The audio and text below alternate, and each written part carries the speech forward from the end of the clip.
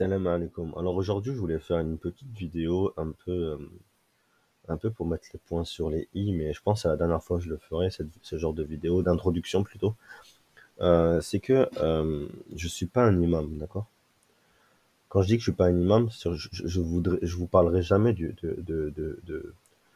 trucs très importants, d'accord? Dans la religion, d'accord? Beaucoup me reprochent enfin, certains me reprochent dans les commentaires que je parle sans science, etc. Mais en fait, mon but, c'est justement que vous allez la chercher, la science. Que vous allez là chercher la science. C'est pas moi vous la apporter sur un plateau. En fait, aujourd'hui, on a une communauté qui veut qu'on lui donne tout dans la bouche, en fait. C'est même pas sur un plateau, hein. On voulait qu'on vous donne tout dans la bouche. C'est pour ça que malheureusement, il y en a plein qui sont sur TikTok, qui regardent des vidéos de 30 secondes pour soi-disant apprendre leur religion. Mais une religion, ça s'apprend pas dans une vidéo de 30 secondes. Et ni sur YouTube. Vous avez les bases sur YouTube. Mais moi, je l'assume. Je sais que les bases, je vais vous donner que les pistes. Je vous dis, ah, c'est par là-bas. C'est tout. Après, c'est à vous d'y aller par là-bas. C'est à vous d'aller chercher des livres, d'aller vous renseigner, de lire le Coran. Je peux pas faire ça pour vous, en fait.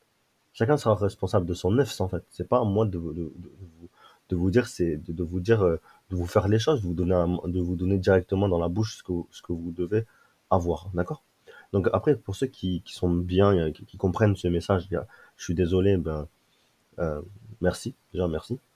Mais pour ceux qui ne comprennent pas, franchement, vous avez rien à faire en fait dans cette chaîne, d'accord? Allez ailleurs, allez sur TikTok, regardez des vidéos de 30 secondes qui vont vous dire, vous donner bonne conscience, comme quoi vous êtes musulman, etc. Mais laissez les gens qui veulent, on va dire, euh, réfléchir, voilà, réfléchir, d'accord? Ceux qui veulent réfléchir, ben laissez-les là, d'accord? Après, du coup, je sais même plus ce que je voulais dire. Donc, je suis pas un imam et je donne juste des pistes, d'accord?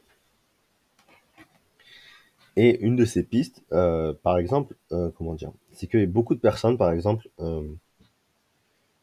sont très comment on appelle ça, sont forts dans la prière, d'accord? Ils ont le temps de faire la prière. Donc ça va être le sujet de cette vidéo. Certains sont très forts dans la prière. C'est pour ça que normalement j'ai mis un bonhomme qui fait la prière en image.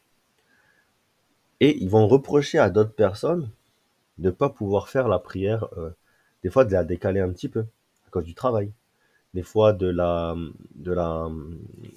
comment dire, de la raccourcir, de faire des prières rapides, ou de faire, tu vois, de réciter que le surat al-Fatiha et surat Ikhlas, d'accord?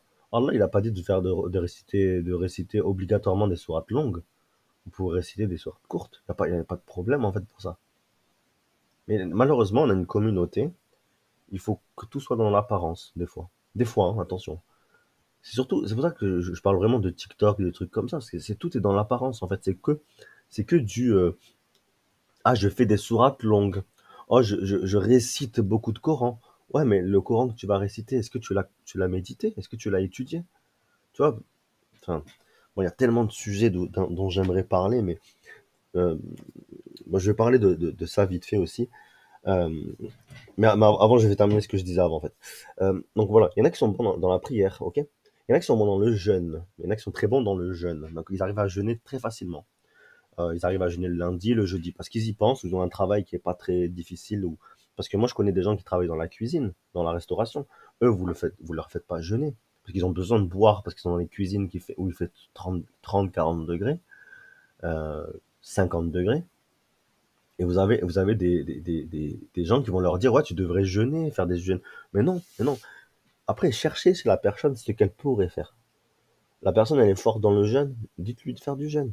Après, il y en a qui sont forts dans le dhikr, bismillah, bismillah, bismillah. Ils arrivent à le dire facilement, ils ont le temps, avant de dormir, ils le font.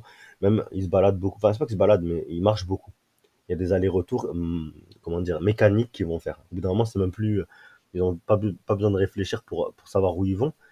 C'est automatique, hein, d'accord? C'est comme des robots, hein, ils savent où ils vont, d'accord?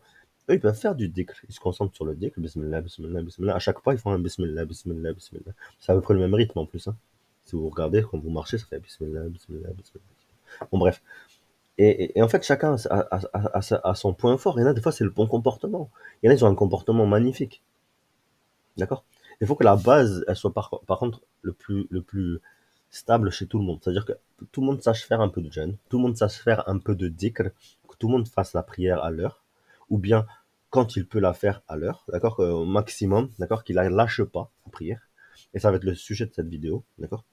Euh, et je voulais dire quoi aussi?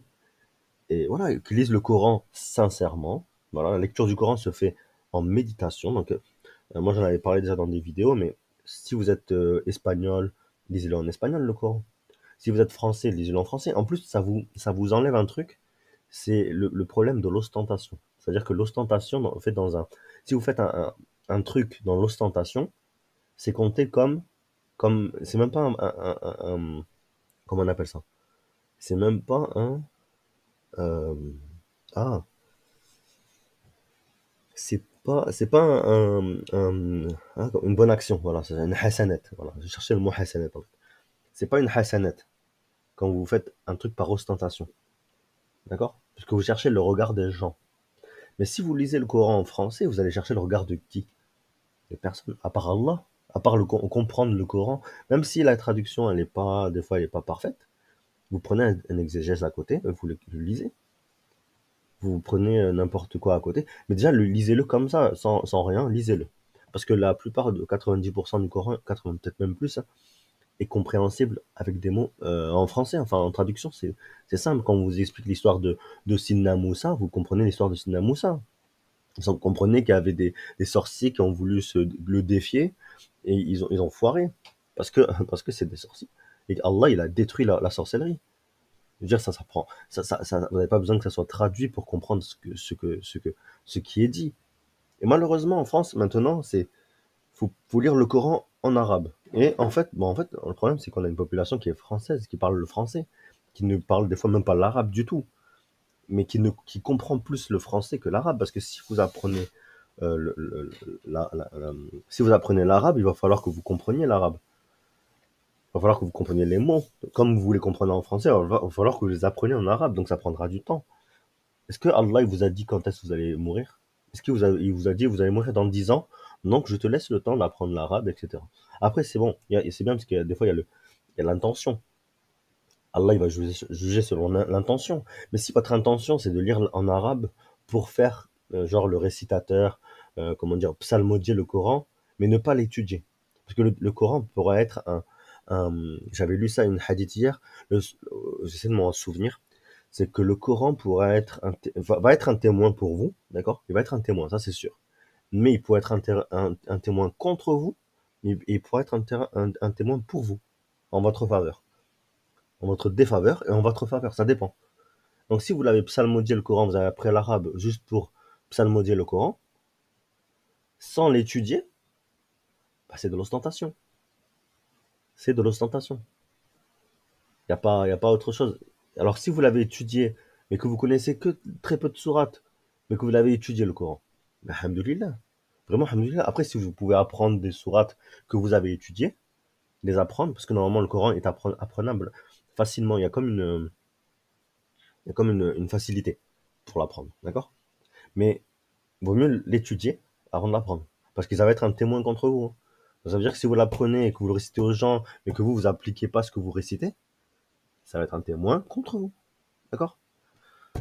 Après, oui, après les sourates protectrices, je vais parler de ça aussi, du coup, désolé, je vais dévier un petit peu sur le Coran, sur le sujet du Coran, mais les sourates protectrices, n'hésitez pas à les apprendre.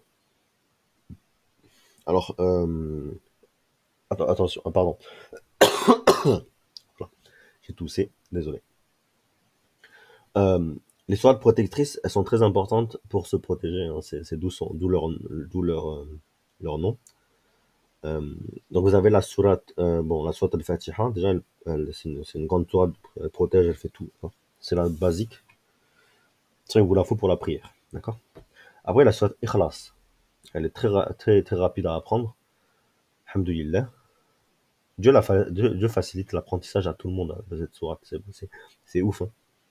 Et elle vaut un tiers du Coran. C'est-à-dire après, ceux qui croient que quand ils la lisent, il la lisent trois fois, ou il la récite trois fois, c'est comme s'ils avaient lu le Coran en entier. Normalement, tu vois, il y a une hadith qui dit que si la personne croit fermement en une bonne action, cette action et cette bonne action, pardon, prend la valeur de ce qu'il croit. C'est-à-dire qu'en fait, si la personne dit, moi je le récite 3 fois pour que ça ait la valeur d'un Coran, ben ça a la valeur normalement d'un Coran. D'accord? La lecture d'un Coran, si vous le lisez 3 fois, ça fait un tiers, un tiers, un tiers. Bref. Allahu a'lam, d'accord? Allahu a'lam pour ces trucs-là, moi je connais pas. Voilà, vous avez compris, là je vous mets sur une piste. C'est à vous de chercher. D'accord? C'est pas à moi de chercher pour vous. Et si ça vous intéresse pas, vous cherchez pas. D'accord? Si ça vous intéresse, vous regardez. Comprenez? Il y en a qui vont me dire, ouais, non, Hamid, tu sais pas. Ouais, non, des fois, je sais pas. Mais c'est juste que je vous mets sur des pistes. D'accord?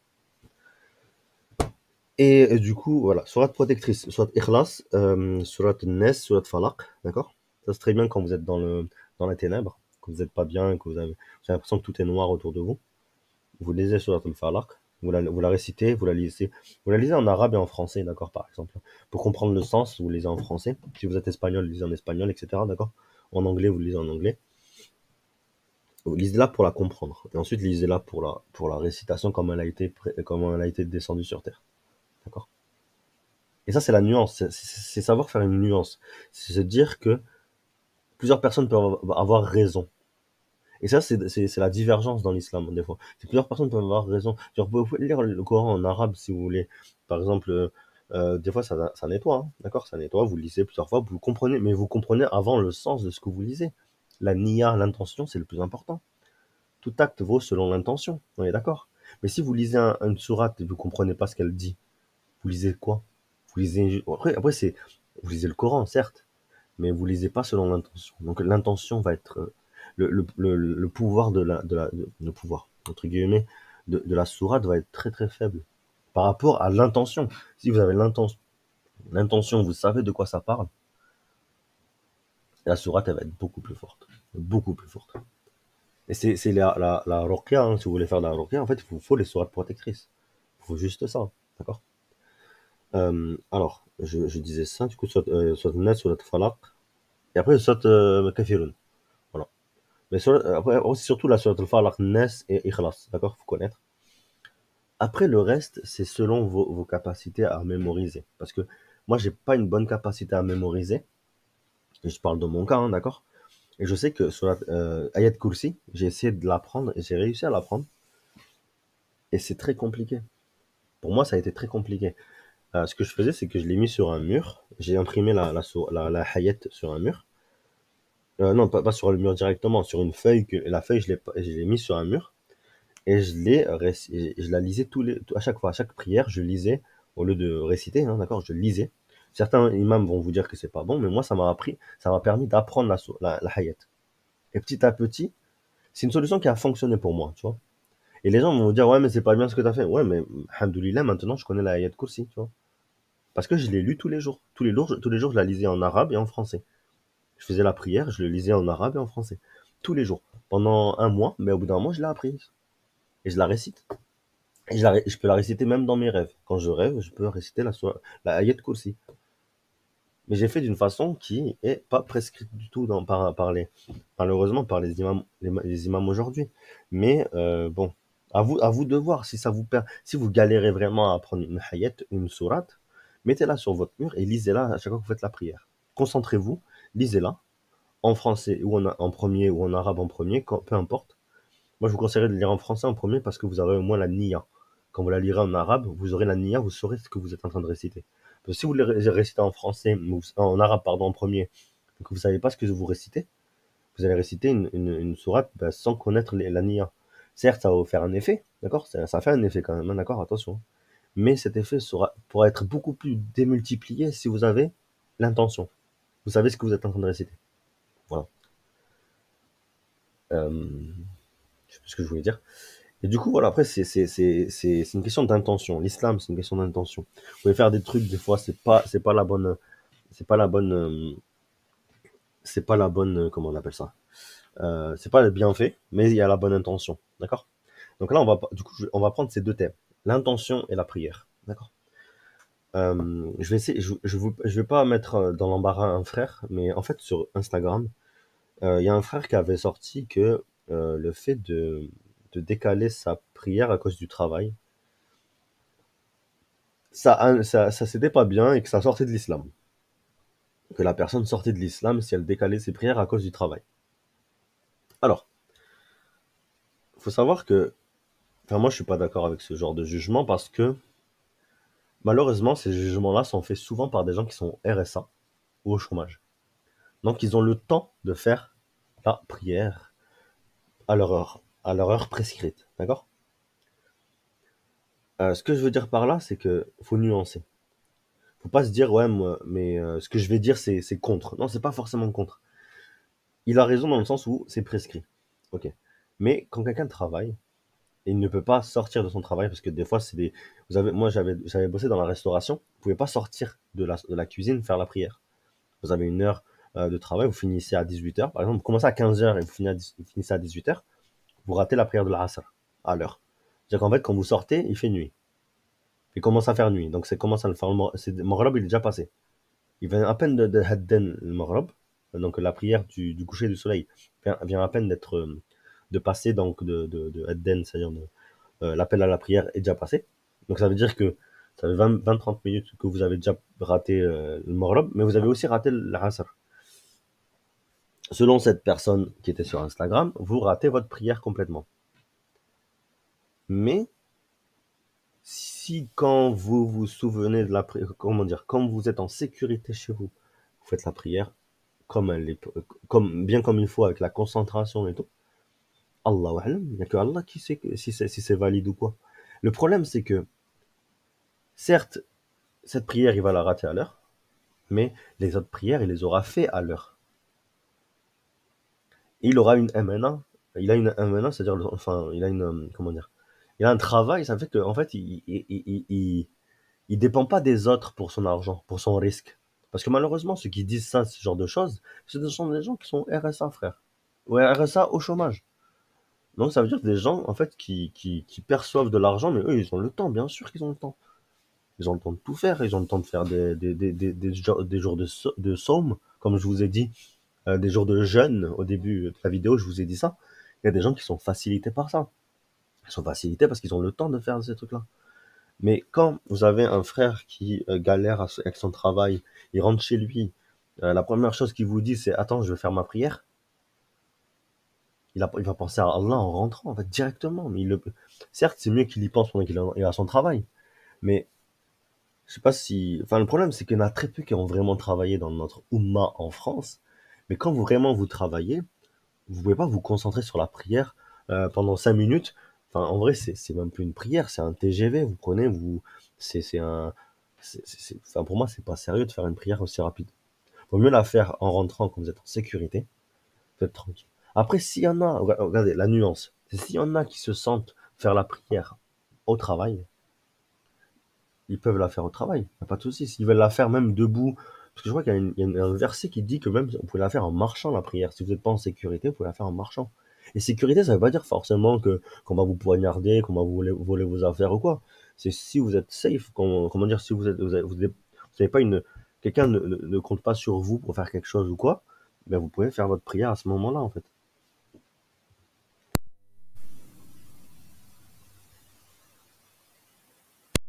Voilà. Désolé, j'ai coupé le micro parce que j'ai toussé. Mais en fait, voilà. Et c'est pour ça que je vous dis, parce que malheureusement, en fait, le frère, le truc qui m'a le plus gêné dans sa vidéo, c'est qu'il disait que la, les gens qui travaillaient, lui parlait de 8h, 18h. D'accord? Mais 8h, 18h, oui, normalement, on a le temps entre midi et 2 de manger. D'accord? On a le temps de faire les ablutions, au moins de faire les ablutions avant de repartir travailler à 13h.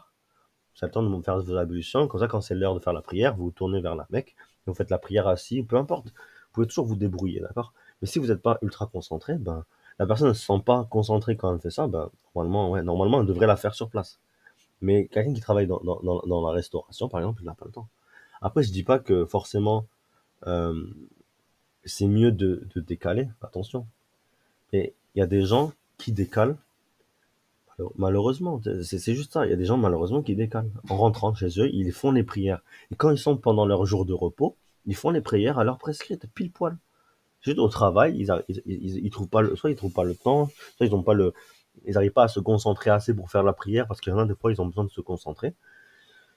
Ce qui est tout à leur honneur, hein, d'accord? C'est très honorable de vouloir se concentrer pour faire la prière. C'est même la base des choses. Enfin, quand vous faites la prière, vous devez vous concentrer. C'est pas vous délaisser la prière, j'ai une obligation, tac, je la fais vite fait, je la balance. Et c'est ça, malheureusement, ceux qui sont au travail et qui font la prière au travail, est-ce que d'un côté, ils la font pas comme ça, ils la balancent pas? Est-ce qu'ils font pas une obligation comme ça, ils s'en débarrassent pas? Et c'est ça la question aussi, vous voyez? Et moi, c'est pas que je vous dis, mais que le problème, c'est que le frère, voilà, le frère, en fait, il a dit quoi? Il a dit un discours qui est limite, ça sert à rien de faire la prière si c'est pour les décaler. Vous voyez ce que je veux dire? Lui, il est parti vraiment dans l'extrême. Et le problème, ça, c'est pour moi, c'est ça, c'est mon avis à moi personnel. Mais se dire ces propos-là, ça sert à rien de faire la prière si vous voulez décaler. Le mec, il a oublié quoi donc, en prière? Il a oublié la prière de Fajr qui est faite à l'heure. Il a oublié la prière de Maghrib qui est souvent faite qui est faite dans son heure prescrite, c'est-à-dire avant l'Isha. Et surtout l'Isha est faite à l'heure. En fait, les deux prières qui sont pas faites à l'heure, qui posent entre guillemets un souci pour les gens qui travaillent, c'est le Dor et l'Asr. Et des fois le Maghrib, mais c'est des fois. Et c'est surtout le Dor et l'Asr en fait qui posent problème, on va dire. D'accord? Problème pour les gens qui travaillent dans la journée et qui n'ont pas d'heure de repos ou de minutes de repos. Il y en a qui travaillent à H&M enfin, à Action, des fois il y a des musulmans qui travaillent. Ils vont pas faire la prière, ils vont pas mettre un tapis, ou vous voyez ce que je veux dire? Bref. Et c'est souvent des gens qui sont RSA qui pensent ça, hein. C'est souvent des gens qui travaillent pas, qui disent ça. Après, et ça, le problème, c'est que les gens ont du mal à comprendre la nuance. Et je vais le voir dans les commentaires, hein, c'est sûr et certain.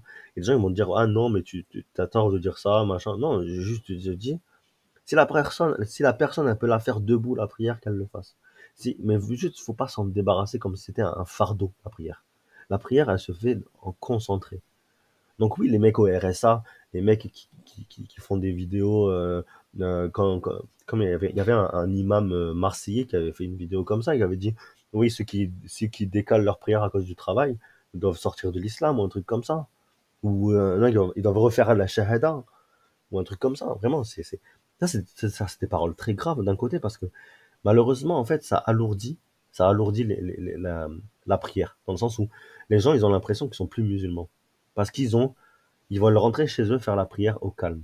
La première chose qu'ils font, hein, ils rentrent chez eux, ils font la prière.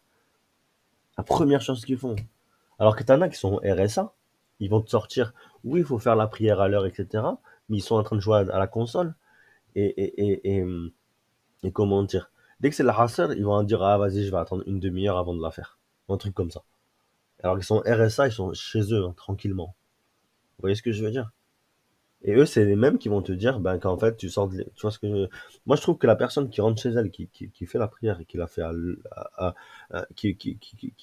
limite, qui fait tauba aussi, hein. Normalement, c'est 6 heures après, il peut faire tauba. C'est-à-dire qu'en fait, Allah, il va accepter de tauba 6 heures après. Il va pas écrire le péché. C'est-à-dire, si la personne elle rentre chez elle et elle fait tauba, elle dit, Smah ya Rabbi d'avoir raté ma prière car je travaillais et que j'étais trop occupé dans mon travail ou peu importe, hein. Ça, pour les gens qui comprennent pas ce que je viens de dire pour le travail, c'est que vous avez jamais travaillé de votre vie. Je vais être clair, hein. Vous avez jamais vraiment travaillé de votre vie. Et je parle vraiment des boulots en France. Je parle pas forcément des boulots au Maroc ou dans d'autres pays. Vous avez vraiment jamais vraiment bossé de votre vie. Parce que je vous dis franchement, quand vous bossez, vous avez pas le temps vous avez le temps de rien faire. Moi, j'avais bossé au McDo à l'époque, et franchement, bosser au McDo, c'est genre, vous n'avez pas le temps. En fait, en gros, vous finissez à 18 heures normalement, mais vous restez 10 minutes en plus pour finir votre truc. Parce qu'il y a l'autre équipe qui va vous remplacer en cuisine, pendant que vous faites autre chose. Vous pouvez finir votre préparation. C'est-à-dire, en fait, en gros, vous préparez la cuisine du soir pendant l'après-midi, en fait. Donc, des fois, c'est super long et vous n'avez pas le temps, en fait. Vous n'avez pas le temps du tout. Donc, ouais, pour ceux qui critiquent, c'est que vous avez vraiment jamais travaillé. Enfin, pour la plupart, hein, attention, pour la plupart. Comme ça, je ferme pas la porte à la critique argumentée, d'accord? Parce qu'il faut, moi, je suis pas parfait, d'accord?